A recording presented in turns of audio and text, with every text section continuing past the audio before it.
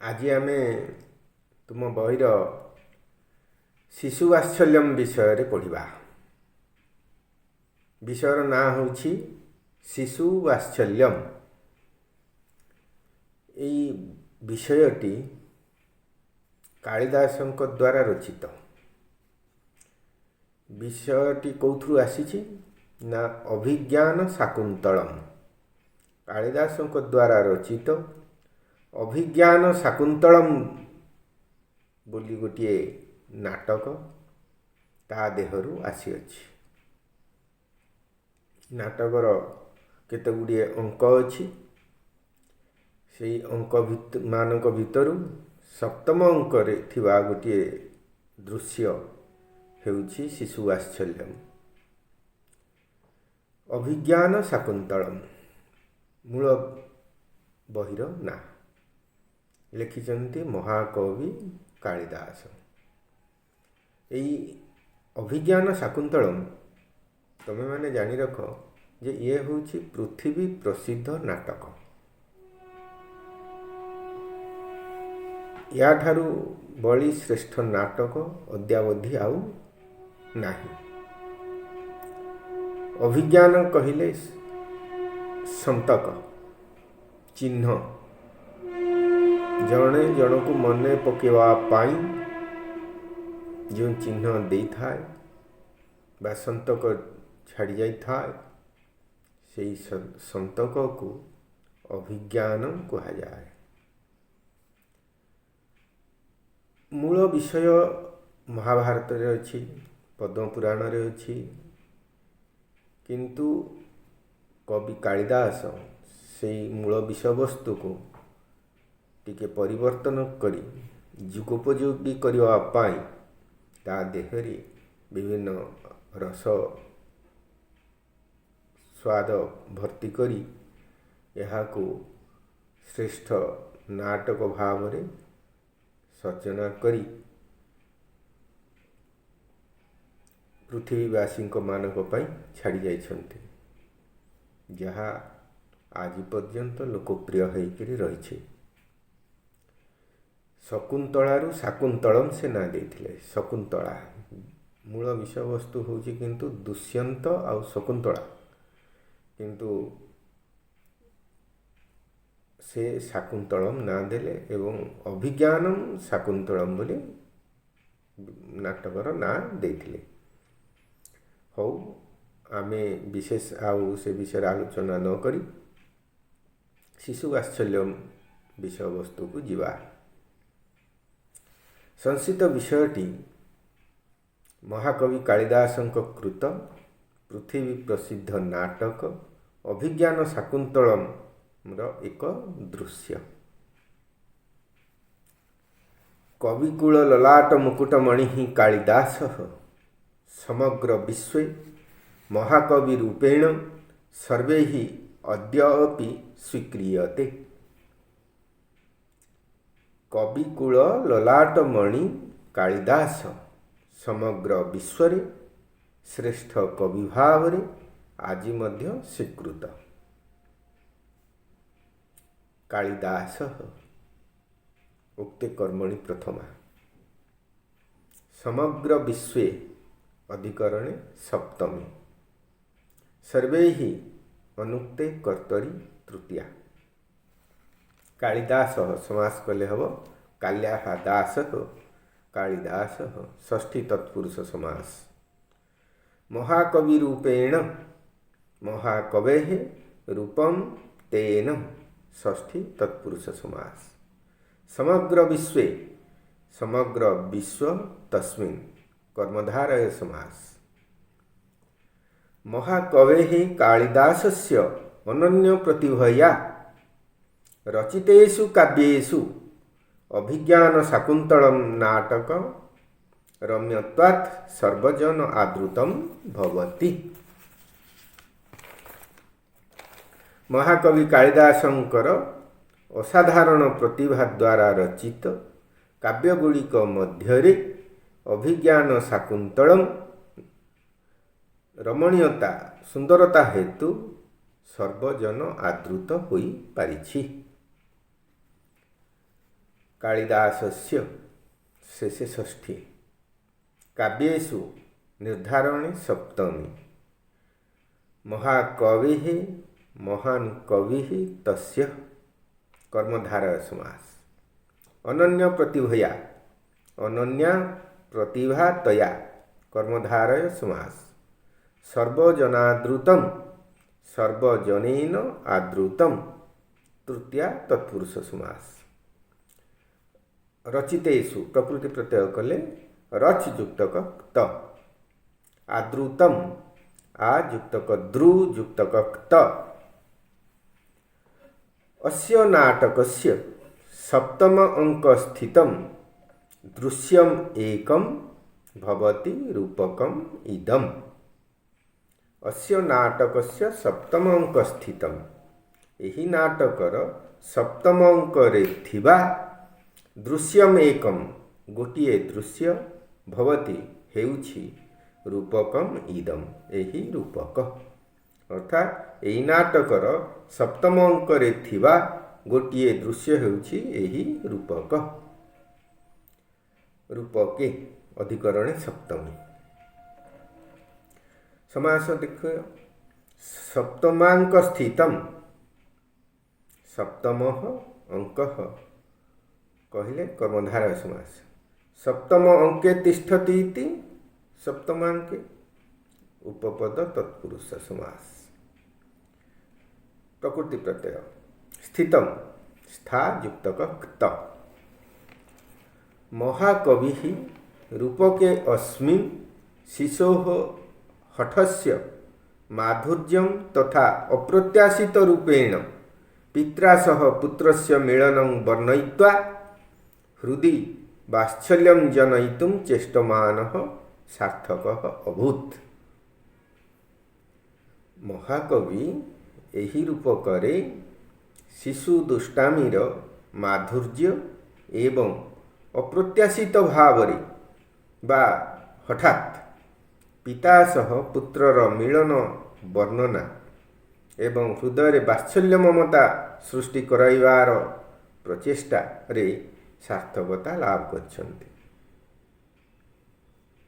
सकारण विभक्ति शिशोः शेषे षष्ठी पित्रा सहयोगे तृतीया हृदय अधिकरणे सप्तमी सार्थकः कर्तरी प्रथमा समास देख सर्वजनादृतम सर्वजनेन आदृतम तृतीया तत्पुरुष समास प्रकृति प्रत्यय मिलनम मिल युक्तक ल्यूट वर्णयित्वा वर्ण युक्तक त्वा जनयितुम जन युक्तक णीच युक्तक तुमुन चेष्टमानः चेष्ट युक्तक सान पढ़िबा प्रथम अनुच्छेदरु ततः प्रविशति तपस्विनीभ्यां सह बाळ तापरे दुई जन तपस्विनीक सहित शिशुर प्रवेश ततः प्रविशति अर्थात प्रवेश कर नाटक होची ड्रामाटा होची स्टेज उपरकू जाउछन्ति ततः प्रविशति तपस्विनीभ्यां कहले दुई जन तपस्विनी का सहित शिशु पिलाटी कहूँ बालः जुम्भ्रस्व सिंह दंतान्ते गणयिष्यामि जृंभस्व सिंह जृंभ कहले हाई मारिबा बा पाटी मेला करिबा आ करेबा एठी पिलाटी कहूँ रे सिंह पाटी मेला कर पाटी खोल आ कर जृंभस्व सिंह ता अर्थ है या रे सिंह पाटी खोल दंतान्ते गणयिष्यामि दांत सबको तोर गणिबी सिंह छुआटे अच्छी ता पाटी की धरिक मेले कौच पाटी खोल तो पाटी थिबा दांत को मु गणिबी शिशु कहूँ पाखरे प्रथमा तपस्विनी अच्छी से कहूँ अविनीत किंग न अपत्य निर्विशेषाणी सत्वानि पीड़यसी अविनीत किंग न अपत्य निर्विशेषाणी सत्वानि पीड़यसी हंत वर्धत ते सरंभः स्थाने खलु ऋषिजनेन सर्वदमन इति कृतं ते नामधेयम्। अभिनीत संबोधन कराहछि। रे अभिनीत कहले रे दुष्ट, आरे दुष्ट तू छोट छुआ गुड़ी को कष्ट देउछु। अपत्य कहले शिशु, छुआ, संतान। सत्वानी कहले प्राणी मानव।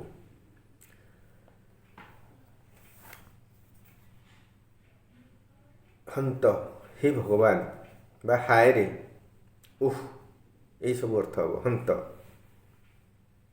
वर्धते ते संरंभ, तोर साहस बढ़ी जाउछि। ठीक कथा। ऋषि माने तोर ना सर्वदमन देइछंती। स्थाने खलु ऋषिजनेन सर्वदमन इति कृतं ते नामधेयम्। ऋषिजनेन ऋषि लोक मानक द्वारा, ऋषि लोक माने सर्वदमन इति कृतं ते नामधेयम्, तो ना देइछंती। ठीक है। द्वितीय जनक कहूछि एषा खलु केशरिणी त्वां लंघयिष्यति यदि एतस्याः पुत्रकं न मुञ्चसि। एषा खलु केशरिणी त्वां लंघयिष्यति यदि एतस्याः पुत्रकं न मुञ्चसि। एही सिंहटी निश्चित तोते आक्रमण करिवो, मारिवो जदि एहार छुआ को तू न छाड़ू। छुआटी को डराउछंती, ताको कहउछंती। शिशु बालक सस्मिता मुट हसी देकी कहूछि, टिके हसी दउछि। ओहो रहस्य करी क्रिटिसाइज जोटा बलियः खलु भीतस्मि, बलियः खलु भीतः अस्मि इति अधरम दर्शयति। हसी हसी कहूछि ओह भारी बलुआ, डरीगली बुली ओठ लंबेकरी हसिला, थट्टा कला। बलियः खलु भारी बलुआ, भीतः अस्मि मु डरीगली। प्रथमा जनक हेतु कहूछि बश्च, देखिले पिलाटा मानुनी, तेणु ताकू टिके नरम कंठरे ताड़ेगिरी कही बश्च, अरे पुओ एनम बाल मृगेन्द्रम मुंच, एनम बाल मृगेन्द्रम मुंच अपरंते क्रीडनकम दास्यामि। अरे पुओ यही सिंह छुआटी को छाड़ी दियो, तुमको आउ गोटे खेलना आनी देवी। सागे सागे शिशुटी कहूछि, बालक कहूछि कुत्र देहि, कुत्र देहि तत्, कौटी दियो ताल बोली कहीकि हाथ बढ़ेला। द्वितीय जनक कहूछि सुब्रते न शक्य एष बांगमात्रेण विरमयितुम, या कथारे पारि हब नहीं। गच्छत्वम तुम्हें जाओ, मदिए उतजे मोर कुड़ियारे, वर्णचित्रित मृत्तिका मयूर तिष्ठति। रंग बेरंगर गोटे माटीर मयूर अच्छी, तमस्य उपहर, ताहा आनी ताको दियो।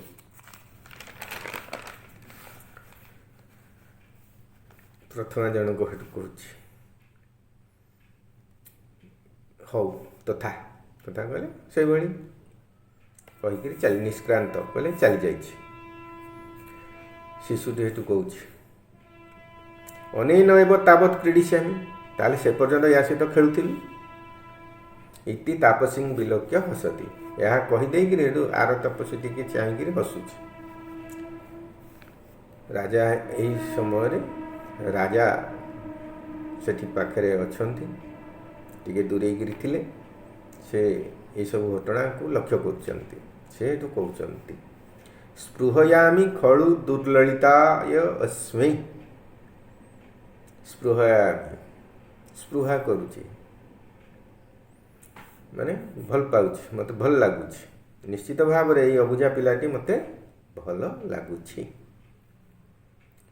तापसी हेतु कहउछि भवतु न माम अयम गणयति, हौ ना ये मते मानु नाही। न माम अयम गणयति, ये कथा शुणुना बा मो कथा मानु नहीं। पार्श्वम अवलोकयति, हेतु पाखक चाहिला, कड़ू चाहिला। कह अत्र ऋषि कुमाराणाम, एटी किए ऋषि कुमार अच्छी कि? यही समय राजा को देखिला, राजा नाम अवलोक्य, राजा को देखी कौच भद्रमुख, हे महाशय, एहि तावत् मोचय अनेन दुर्मोच हस्तग्रहेण शिशुना बाध्यमानं बालमृगेन्द्रम। एहि तावत् मोचय अनेन दुर्मोच हस्तग्रहेण शिशुना बाध्यमानं बालमृगेन्द्रम। टिके आसिले ए जोरे हाथ मुठारे धरी कष्ट देउथुआ सिंह छुआटी को तेबे टिके छड़े देले, याको एथुर छड़े देले। राजा उपगम्य सस्मितम, एटू जो दूर रे थिले पाखु आसिले, टिके हसिकिले। अयि भो महर्षि पुत्र, किम इति एवं आश्रम मर्यादा विरुद्धमाचरसि। हे महर्षि पुत्र, किपरि एमिति आश्रम मर्यादार अवमानना करुच बा आश्रमर नियम विरुद्ध कार्य करुच। तापसे कहूँ भद्रमुख, न खलु अयं ऋषि कुमार। हे महाशय, ये ऋषि कुमार नुहंती, न खलु अयं ऋषि कुमार, ये निश्चित भाव में ऋषि कुमार नुहंती, अर्थात ये ऋषिंकर पुत्र नुहे बा मुनि संतान नुहे। राजा हेतु कहते बालम उपलायन, पुओ को टिके धरी पकई गेल कर दे, उपलायन गेल कर दे। ये जो न चेत मुनि कुमार अयम अथ कह अस्य गोत्र परिचय। ये जदि मुनि कुमार नुहे तेबे यार वंश परिचय कौन? तापसी हेतु कहूँ पुरुवंश, ये हूँ पुरुवंशर। ये गला विषय वस्तु। आज आम एति पढ़ा एवं यार व्याकरण उपर आलोचना करवा। दंतान सकारण विभक्ति देख, दंतान कर्मणि द्वितीया, ते संबंधे षष्ठी, सत्वानि कर्मणि द्वितीया, ऋषिजनेन अनुक्ते कर्तरि तृतीया, ऐसा केसरिणी कर्तरि प्रथमा, पुत्रकम कर्मणि द्वितीया, बालमृगेन्द्रम कर्मणि द्वितीया, ते संप्रदाने चतुर्थी, मृत्तिका मयूरः कर्तरि प्रथमा, अनेन करणे तृतीया, दुर्ललिताय स्पृहुयोगे चतुर्थी, शिशुना अनुक्ते कर्तरि तृतीया, ऋषिकुमारः कर्तरि प्रथमा, अस्य शेषे षष्ठी। समास देख, अविनीतः न विनीतः, अविनीतः न तत्पुरुष समास, ऋषि जनेन, ऋषि एव जनः रूपक कर्मधारय समास, सर्वदमन सर्वं दमयते इति उपपद तत्पुरुष समास, सस्मितम स्मितेन सह वर्तमानं सहार्थ बहुव्रीहि, मृगेन्द्रः मृगाणाम इंद्रः षष्ठी तत्पुरुष, बालमृगेन्द्रम बालः मृगेन्द्रः तम कर्मधारय समास, वर्णचित्रितः वर्णैः चित्रितः तृतीया तत्पुरुष समास, मृत्तिका मयूरः मृत्तिकायाः मयूरः षष्ठी तत्पुरुष समास, ऋषिकुमारः ऋषेः कुमारः षष्ठी तत्पुरुष समास, भद्रमुखम भद्रम मुखम यस्य सह बहुव्रीहि समास, हस्तग्रह हस्तेन ग्रह तृतीया तत्पुरुष समास। महर्षि पुत्रः महर्षेः पुत्रः षष्ठी तत्पुरुष समास। आश्रम मर्यादा आश्रमस्य मर्यादा षष्ठी तत्पुरुष समास। मुनिकुमारः मुनेः कुमारः षष्ठी तत्पुरुष समास। गोत्र परिचयः गोत्रस्य परिचयः षष्ठी तत्पुरुष समास। पुरुवंशः पुरुनाम वंशः पुरुवंशः मध्यपदलोपी कर्मधारय समास। तापरे प्रकृति प्रत्यय देख। संरंभः सम युक्तक रभ युक्तक घय। स्थाने स्था युक्तक ल्युट। कृतम कृ युक्तक क्त। भीतः भी युक्तक क्त। विरमयितुम बी युक्तक रम युक्तक णिज युक्तक तुमुन। निष्क्रांता निर युक्तक क्रम युक्तक क्त। विलोक्य बी युक्तक लोक युक्तक ल्यप। अवलोक्य अब युक्तक लोक युक्तक ल्यप। बाध्यमानम बाध युक्तक सानच। उपगम्य उप युक्तक गम युक्तक ल्यप। विरुद्धम बी युक्तक रुध युक्तक क्त। उपलाळयन उप युक्तक लड़ युक्तक णिज युक्तक शत्रु। ये आमे आज एतिकी पढ़िबा। आर थरको बाकी तक पढ़िबा। तुमे माने बहिरु देखी पढ़ा अभ्यास करिवो। बुझा पाई चेष्टा करिवो। नाटकटर डायलॉग वाक्य को किभली भाव रे हृद्बोध करि पारिवो। निजे पढ़िले ता देहरु रस आस्वादन करि पारिवो। हौ।